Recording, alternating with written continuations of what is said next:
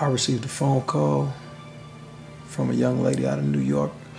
Said she works for ABC, and she said they enjoyed my movies, and the producers of 2020 wanted to fly me in and interview me for a show on pimping in America and prostitution.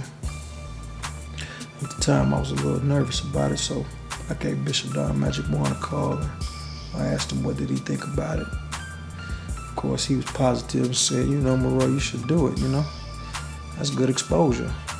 I said, well, the catch is they're gonna ask me about underage prostitution and things like that. And he was like, you don't know nothing about that.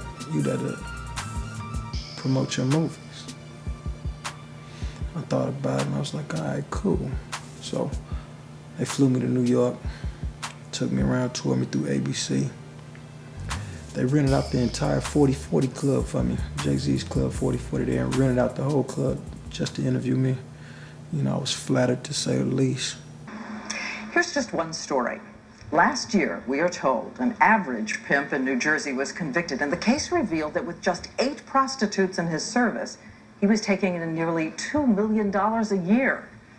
We don't know how many are like him around the country, but we know there is a vast quantity of money being earned by prostitutes and passed on to pimps and traffickers. We're told by experts that more than 90% of the girls on the street are connected to a pimp.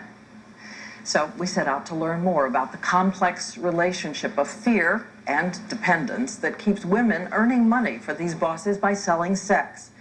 And as we know, recently the idea of pimp as folk hero has become a kind of entertainment. The Oscar goes to... It's hard out here for a pimp. Oh my God. That historic, if dubious moment at the Oscars 2 years ago, when the Oscar-winning song was a tribute to the life of a pimp. You know it's hard out here for a pimp. He's trying to get his money for the rent. In fact, in a lot of American culture, the pimp is the hippest guy on the planet. Get a good look at a pimp. In fact, real pimps now readily congratulate themselves in public on how they treat women. Watch these women who are told to keep their eyes and heads toward the ground as they walk.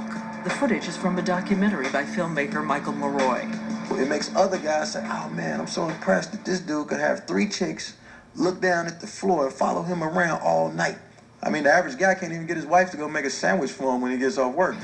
During that time and closely after that time, a few websites wanted to interview me.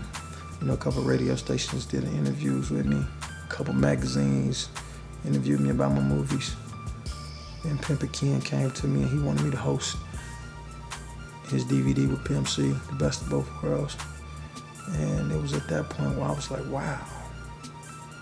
You know, I realized right then, I said, man, my opinion in this game counts. Yeah, it do.